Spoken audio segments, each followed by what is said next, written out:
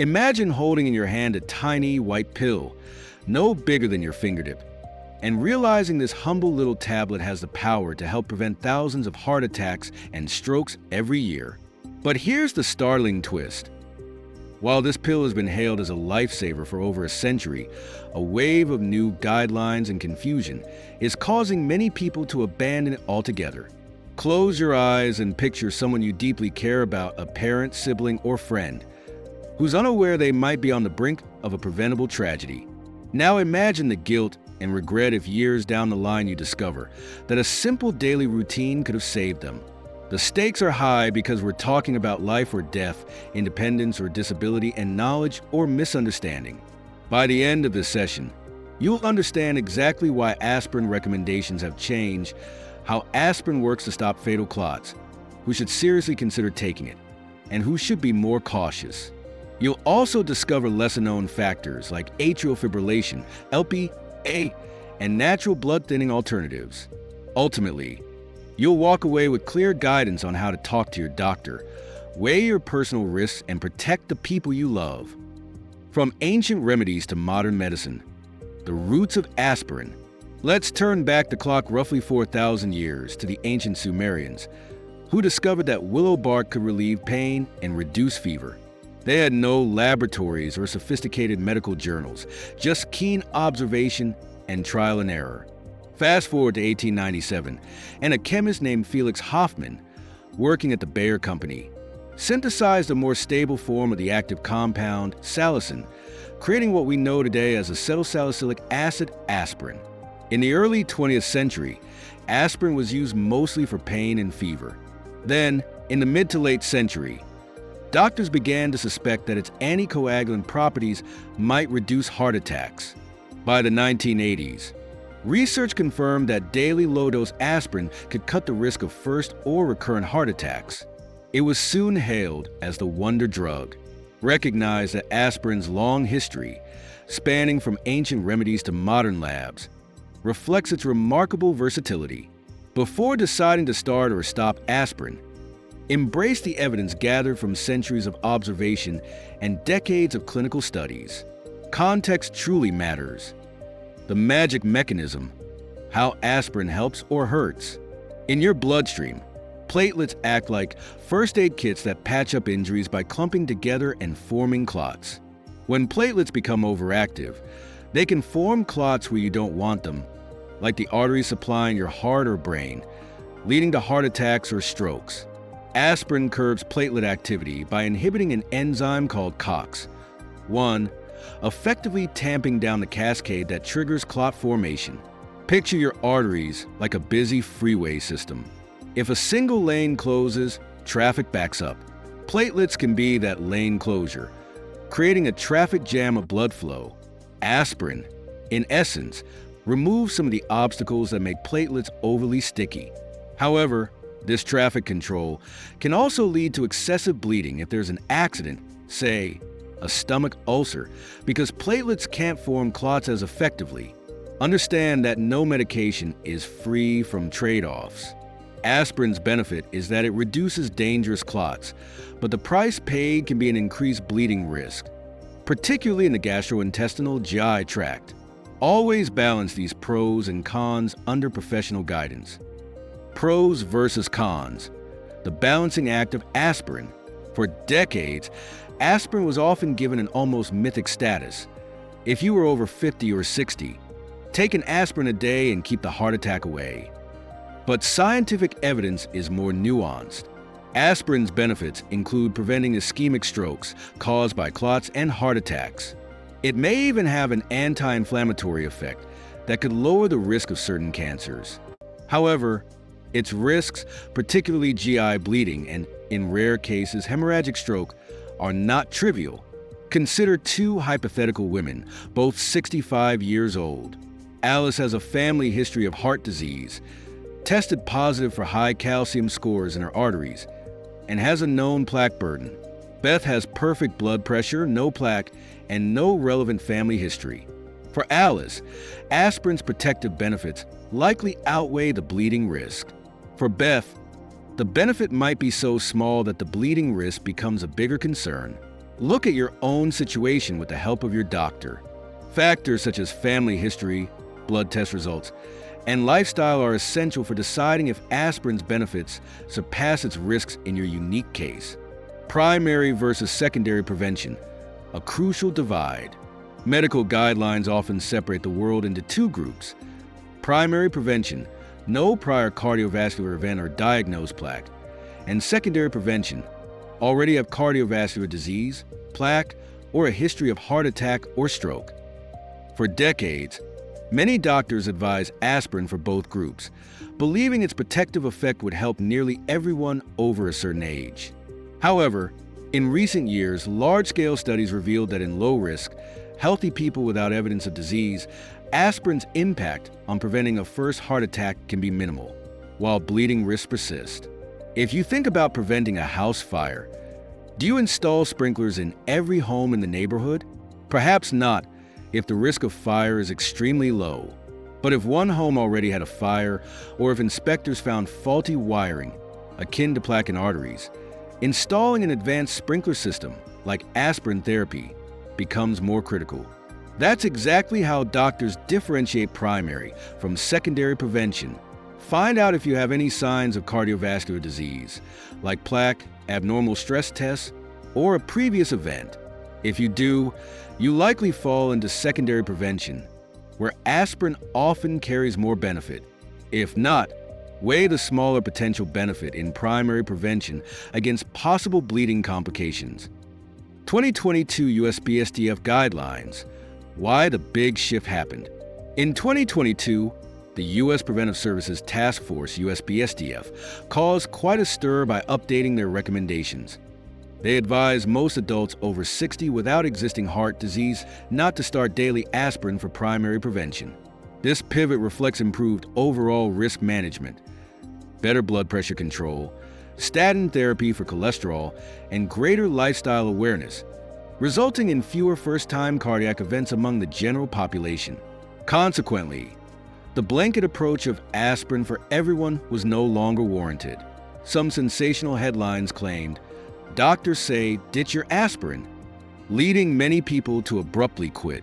But if you read beyond the headlines, the guidelines still explicitly support aspirin for individuals with known atherosclerosis, prior events, or significant risk.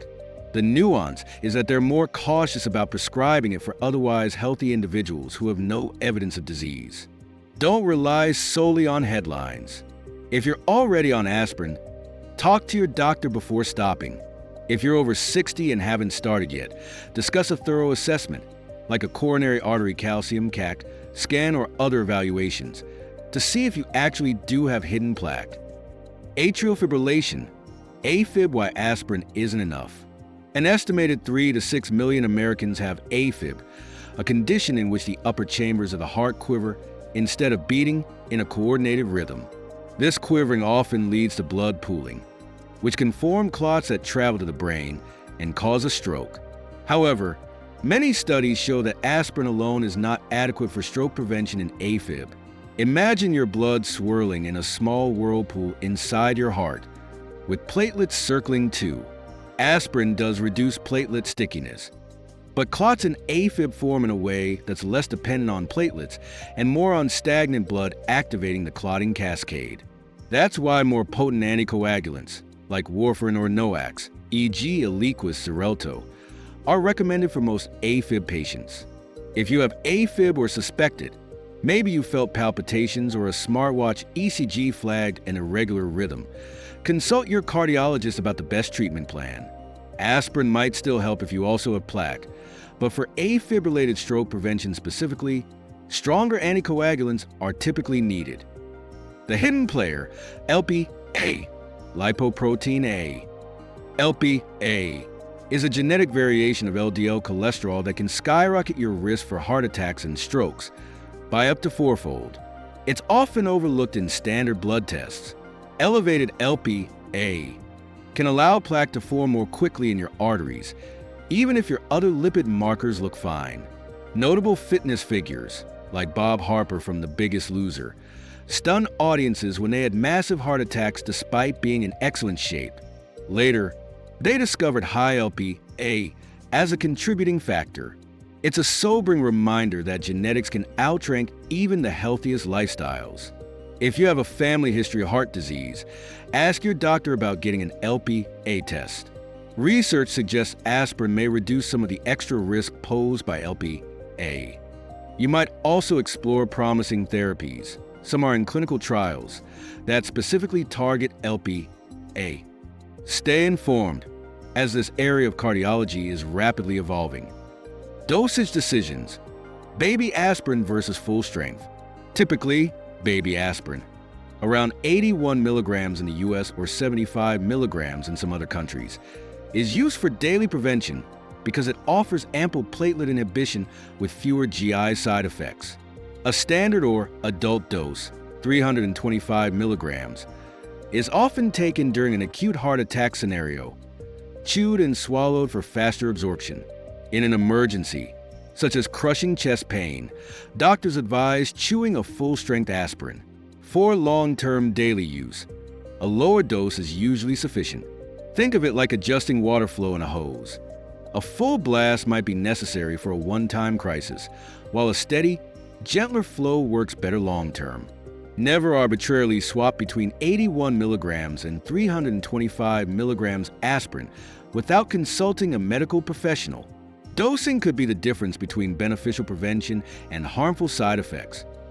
Beyond aspirin, natural supplements and holistic approaches.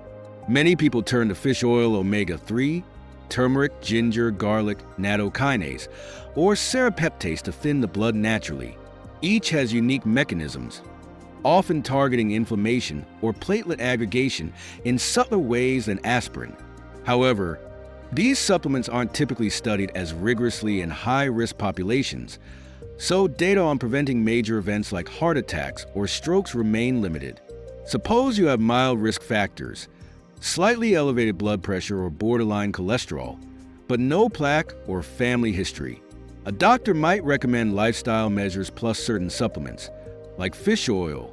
But if you have AFib, significant plaque, or a history of strokes, you'll likely need a more robust intervention than a single supplement alone. Embrace a complementary strategy. If you opt for turmeric or fish oil, inform your healthcare team to avoid overthinning your blood, especially if you're also on aspirin or prescription anticoagulants. A synergistic plan of healthy eating, regular exercise, and supplements can often amplify benefits when used responsibly. Lifestyle is king, the true bedrock of heart health. No medication, no matter how effective, can outshine healthy living. Diet, exercise, stress management, quality sleep, and regular checkups are what truly tip the scales against heart disease. Many doctors argue that lifestyle changes alone can surpass aspirin's benefits for certain low-risk individuals. Studies show that losing just 5 to 10% of excess body weight can dramatically improve insulin sensitivity and lower blood pressure. Two major contributors to heart health, a brisk 30-minute walk, 5 days a week, can reduce coronary artery disease risk by up to 30%. That's as potent as some prescription drugs. Even if you're on aspirin or considering it, prioritize a balanced diet, rich in fruits, vegetables, and whole grains, moderate exercise, and avoiding tobacco. These actions reduce inflammation, stabilize plaque, and support healthy blood pressure far more effectively than relying on a pill alone. Advanced diagnostics. Tools to reveal hidden risks. Unsure whether you have plaque? Tests such as the coronary artery calcium (CAC) score or a carotid intima media thickness (CMT). Ultrasound can identify plaque or early arterial thickening. A high CAC score might reveal a ticking time bomb in your arteries, while a low score could reassure you that your risk is smaller. A 50-year-old runner with normal cholesterol might discover a surprisingly high CAC score, revealing hidden calcium deposits in coronary arteries, a warning sign of potential heart attack risk. Conversely, an older individual might have a 0 CAC score, indicating far less coronary risk than age alone suggests. Ask your doctor about these advanced tests if you're on the fence about aspirin. If you see actual evidence of plaque, you'll have stronger reasons to consider daily aspirin or other interventions. If your arteries are clear, you might decide the potential risks aren't worth it. The emergency protocol: aspirin in acute heart attack. One scenario is crystal clear. If you suspect a heart attack, classic signs include crushing chest pain, profuse sweating, jaw or left arm pain, or severe shortness of breath. Your first step should be to call emergency services and chew a full-dose aspirin, 325 milligrams, assuming you have no contraindications. Aspirin can help disrupt or slow a life-threatening clot, possibly reducing heart damage. Imagine a neighbor collapses, holding their chest. You call 911 immediately. As help is on the way, you offer them an adult-dose aspirin to chew. This quick action can buy precious minutes. Studies show that chewing aspirin speeds up absorption, potentially saving heart muscle. Keep full-dose aspirin, 325 milligrams, readily available at home or in a vehicle. Educate family members on what to do if someone has a suspected heart attack. Even with evolving guidelines, using aspirin in emergencies remains a life-saving practice. Bleeding warning signs. When to be cautious. If you're taking aspirin regularly, especially in higher doses, stay alert for red flags like black, tarry stools, blood and vomit, or unexplained bruising. Chronic GI bleeding can lead to anemia, causing weakness, fatigue, and dizziness. In rare but severe cases, you could face intracranial hemorrhage, bleeding in the brain. For example, a 64-year-old man on daily aspirin notices he's feeling dizzy after mild exertion. He thinks it's just old age, but he's actually losing a small amount of blood each day in his stool. After weeks, his hemoglobin levels drop dangerously low, putting him at risk for fainting and falls. Only a blood test revealed how gradually the aspirin had impacted him. Stay vigilant for unusual bleeding or bruising and report these symptoms immediately. Regular blood work, such as a complete blood count (CBC), can detect hidden anemia early. If you suspect GI bleeding, seek medical evaluation as soon as possible. This is not a wait-and-see situation. Personalizing the approach. Real-world anecdotes. Many patients and even some physicians have stories underscoring both the power and the danger of aspirin.